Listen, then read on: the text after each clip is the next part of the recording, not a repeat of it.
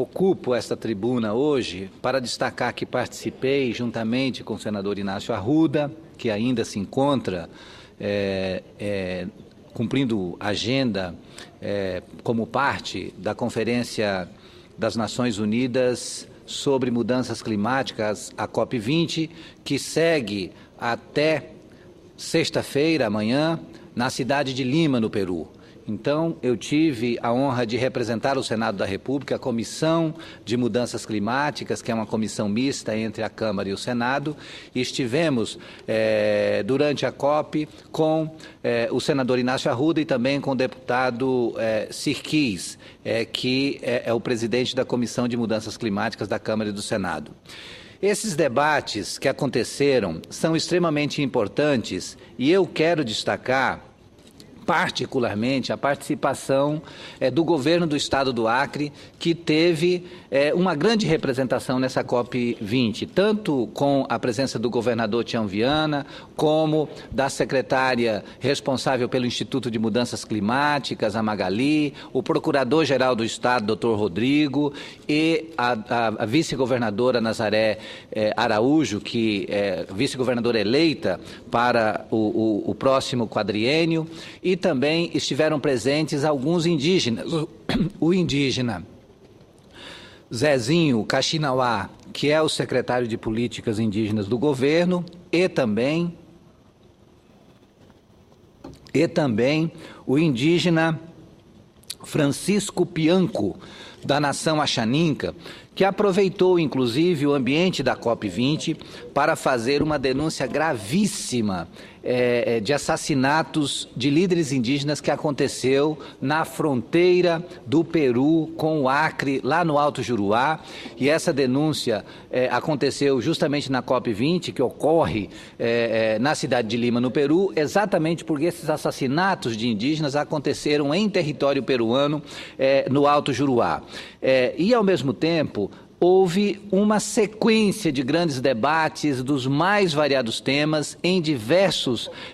setores, em diversas sessões da COP20, que é a Conferência das Nações Unidas sobre Mudanças Climáticas. E dentre as várias sessões que tive a honra de participar, algumas delas diziam respeito especificamente aos povos da Amazônia, tanto do Brasil quanto Peru, Bolívia, Colômbia e outros povos, Equador, que compõem a Grande Amazônia, que é esse espaço fantástico de biodiversidade, de riqueza natural que é a Amazônia. E um dos debates que aconteceram foi um painel especial denominado Dia de Soluções para a Amazônia. O The Amazon Solution Day contou com a participação do governador Tião Viana, contou com a participação do professor Virgílio Viana, de grande conhecimento lá no Amazonas, porque tem uma contribuição muito grande à discussão da sustentabilidade ambiental lá no Amazonas, e também autoridades do Peru, justamente na busca de grandes soluções. E o governador Tião Viana, pela experiência, larga experiência do estado do Acre, construída ao longo desses anos de administração do governador Jorge Viana, depois o governador Binho Marques e agora o governador Tião Viana, que está cumprindo os últimos dias do seu primeiro mandato e tem mais um mandato porque foi reeleito governador, ele pôde fazer uma apresentação das experiências significativas de valorização dos serviços ambientais, que coloca o Acre numa posição de protagonismo no plano internacional no que diz respeito à busca de alternativas para conter o aquecimento global a partir de soluções ambientalmente corretas. Então, o governador pôde mostrar a indústria de preservativos naturais de Chapuri, pôde mostrar toda a cadeia de castanha, como funciona, e os investimentos feitos na área de processamento de castanha, e também outros arranjos produtivos que contribuem para a diminuição da pressão sobre a floresta e, automaticamente, a possibilidade de grandes rendimentos econômicos, melhoria da qualidade de vida da população e, ao mesmo tempo, a preservação do meio ambiente. Nesse sentido, o governador citou alguns números muito interessantes, como, por exemplo, o número de escolas que o governo do estado construiu em aldeias indígenas. Quer dizer, as escolas indígenas que hoje o Acre possui e que mantém, dão uma dimensão da importância que o governo do estado procura dar e conferir a esse tratamento da política de atenção aos povos indígenas, assim como o tratamento e a atenção dada a todos os povos da floresta, os ribeirinhos, os índios, os seringueiros, os castanheiros, as pessoas que, com seu serviço no dia a dia, estão contribuindo para a preservação do meio ambiente. E durante a reunião interparlamentar realizada sob a coordenação da União Parlamentar Internacional, a Interparlamentária, eu pude, inclusive, representando os dois senadores presentes, porque estávamos eu e o senador Inácio Arruda, e eu pude fazer, durante a minha inscrição, uma advertência sobre a importância da gente construir caminhos para a remuneração de serviços ambientais, valorizando a ação do homem da floresta, da mulher da floresta, de tal maneira que, uma vez tendo melhores condições de vida, eles possam contribuir melhor como verdadeiros guardiões das nossas florestas e, assim, trazer a sua contribuição para o equilíbrio do planeta e para o combate ao aquecimento global, que é a grande discussão do momento. Então, senhores senadores, eu ocupo esta tribuna hoje para destacar que participei nos últimos dias das negociações da Conferência das Nações Unidas sobre Mudanças Climáticas, a COP20, que segue até amanhã na cidade de Lima, no Peru. Esses debates são extremamente importantes porque representam a oportunidade de acertar um plano para obrigar os países a cortar as suas emissões de gases de efeito estufa ou gases de efeito invernadeiro, como se diz no espanhol. Esses gases, como o dióxido de carbono, o CO2, são liberados principalmente na queima de combustíveis fósseis e pelo desmatamento. E, se não forem reduzidos, o efeito estufa provocará, segundo especialistas, grandes prejuízos ambientais e financeiros, enchentes, degelos dos polos e o aumento do nível dos mares, por exemplo. O objetivo final do documento, que deverá ser aprovado em 2015 em Paris, na França, e entrar em vigor em 2020, é conter os efeitos da mudança climática no planeta. Na conferência foram discutidos temas que abrangem a questão da responsabilidade histórica das emissões, ou seja, quem é mais responsável por ter lançado os gases estufa, e a formulação de parâmetros para que os países apresentem suas metas de redução de emissões. Foi discutido ainda o que será feito entre 2015 e 2020 para reduzir o lançamento de poluentes atmosféricos, segundo e de acordo com o protocolo de Quioto. Na segunda-feira, dia 8, os negociadores divulgaram a primeira versão do rascunho do Acordo Global para reduzir as emissões de gases estufa. O texto de 33 páginas foi elaborado pelos os co-presidentes da COP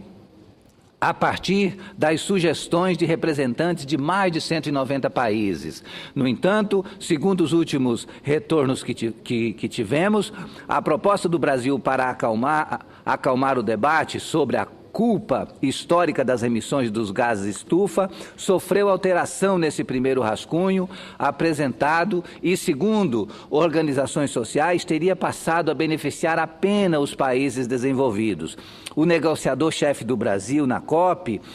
o embaixador José Antônio Marcondes de Carvalho, com quem eu tive a honra de me encontrar novamente nessa COP20, porque já tínhamos estado juntos na COP19 lá em Varsóvia, ele avaliou que, na prática, deixa de ser considerada a proposta de divisão de obrigações entre os países e haverá diálogo para recuperar a iniciativa que colocava os países em 3 níveis. Em cada um desses níveis, havia uma lista de critérios para diminuir as emissões. Ficaria assim: nações desenvolvidas com cortes em todos os setores da economia, os emergentes como Brasil, China e Índia num segundo patamar, com mais opções para frear o aquecimento, e países vulneráveis não colocariam em prática grandes ações. Em outro documento foram apresentadas 6 opções de metodologia para as contribuições internacionais, nacionais determinadas. Esse parâmetro é considerado fundamental para os países apresentarem suas ações após 2020, no intuito de ajudar a frear a elevação da temperatura do planeta. Consideramos que as negociações deste ano podem, sim, representar avanços significativos. Em novembro, os Estados Unidos divulgaram que querem reduzir entre 26% e 28% suas emissões até 2025. A China não divulgou o número, mas se comprometeu a cortar o total de gases estufa emitido até 2030. Em outubro, a União Europeia anunciou que vai diminuir em 40% suas emissões até 2030 e 32 países ricos destinaram mais de 9 bilhões para o Fundo Verde do Clima. Este fundo, que já conta com a contribuição de 32 países ricos, este fundo vai financiar atividades sustentáveis que contribuem para a redução das emissões nas mais diversas regiões do planeta. Entretanto, em entrevista à imprensa, ao site G1, a secretária executiva das Nações Unidas para o Clima,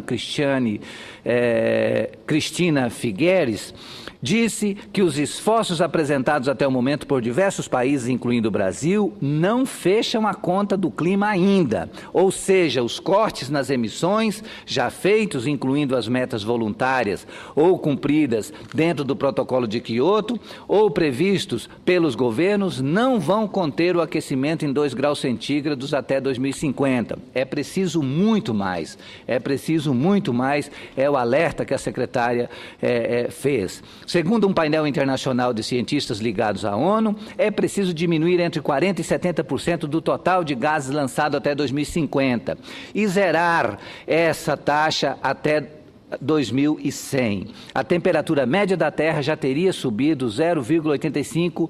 graus centígrado com relação à era pré-industrial. E na reunião parlamentar, essa reunião especial da qual eu e o senador Inácio Arruda participamos na conferência, o projeto do documento final preparado, levando em consideração as observações e emendas recebidas até o dia 15 de novembro deste ano, listou 15 pontos importantes e diversas ações a serem consideradas. Expressou preocupação porque as mudanças climáticas continuam representando uma grave ameaça para todas as formas de vida em nosso planeta e para a própria sobrevivência da humanidade. O documento reconhece como irrefutáveis as provas científicas apresentadas pelo Grupo Intergovernamental de Especialistas sobre Mudanças Climáticas. Considera que desde 1950 o sistema climático mundial passou por transformações sem precedentes. Aumento da temperatura da Terra e dos oceanos, diminuição da cobertura de neve e gelo e elevação do nível dos mares, por exemplo. Por isso, o documento considera que e o que concordamos, que é extremamente necessário trabalhar de maneira pactuada e redobrar os esforços para obter a estabilização das concentrações de gases de efeito estufa. Avalia ainda esse documento que é urgente a necessidade de reduzirmos as emissões mundiais de gases de estufa, restringir o aumento mundial de temperatura a menos de 2 graus centígrados em relação aos níveis pré-industriais, como convencionado no Acordo de Copenhague de 2009, e principalmente chegarmos a um acordo base que reflita devidamente a vontade e a capacidade das partes envolvidas com o objetivo de realmente enfrentar as mudanças climáticas. Para isso, concordamos que é fundamental tratar de maneira equilibrada os elementos-chave para esse acordo. acordo: financiamento, desenvolvimento e transferência de tecnologia e incentivo à capacitação e transparência, especialmente para os países em desenvolvimento. Os recursos tecnológicos e financeiros devem ser gerenciados de maneira transparente e eficaz para que os países sejam tratados com equidade na administração do financiamento relacionado com o clima. E há a necessidade de acelerar a arrecadação de fundos destinados ao Fundo Verde do Clima, como disse, esse fundo que é fundamental para que mais experiências exitosas sejam financiadas. A exemplo do que já acontece hoje no Acre, que tem um contrato com o Banco KfW da Alemanha, no sentido de garantir contribuição para financiar atividades sustentáveis. Dessa maneira, nós já conseguimos um contrato no valor de 25 milhões de euros com o Banco KfW da Alemanha, justamente para proceder a remuneração por serviços ambientais e financiar atividades ambientalmente sustentáveis. Também destacamos como essencial estabelecer um marco normativo geral para os vários sistemas de supervisão, para que possam ter o nível de transparência e eficácia necessário para assegurar a credibilidade do novo acordo sobre mudanças climáticas. É preciso ainda realizar uma revisão anual dos compromissos e das medidas dos países em relação às medidas de aplicação, para que se possa garantir que a legislação nacional seja equitativa e adequada aos objetivos mundiais de redução de emissões dos gases de efeito estufa. E, nesse sentido, vale reforçar que o encontro parlamentar reafirmou várias vezes a disposição e a necessidade de cada vez mais os parlamentares do mundo inteiro apresentarem propostas específicas no sentido de que seus países contribuam para a redução das emissões. E o documento reconhece também que o legislativo é um elemento central para toda a estratégia eficaz de enfrentamento às mudanças climáticas. Somos responsáveis por elaborar, promulgar e emendar a legislação, aprovar orçamentos e cobrar dos governos a prestação de contas. Nenhum acordo internacional sobre mudanças climáticas e redução de riscos de desastres poderá ter credibilidade e eficácia se não estiver incorporado à legislação nacional. Por isso, os parlamentares presentes à conferência se manifestaram dispostos a assumir responsabilidades para seguir promovendo compromissos nacionais assumidos pelos países desenvolvidos e as medidas adotadas pelos países em desenvolvimento. E, para isso, a União Interparlamentária deve adotar um plano de ação para as mudanças climáticas. Estamos dispostos a contribuir de forma decisiva para que as promessas anteriores possam de fato acontecer e para avançarmos um pouco mais. O grupo de países formado por Brasil, África do Sul, China e Índia tem a posição acertada de que o acordo sobre o clima não deve limitar-se apenas à redução dos gases de efeito estufa, como defendem Estados Unidos e União Europeia. É preciso, como dissemos, caminhar seriamente para um acordo que contenha entre obrigações de cada país, medidas de adaptação e principalmente mecanismos de financiamento, capacitação, cooperação e transferência de tecnologia para que países menos desenvolvidos possam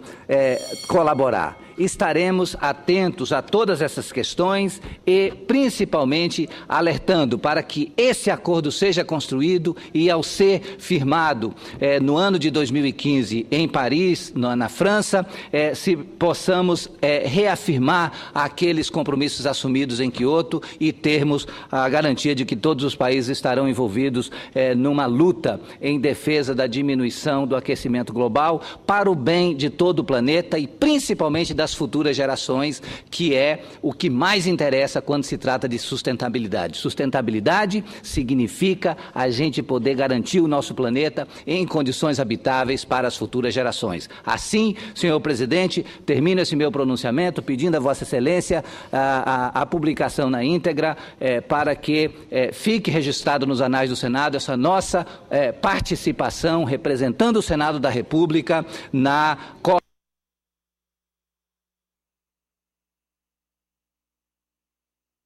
Muito bem, senadora Aníbal Diniz.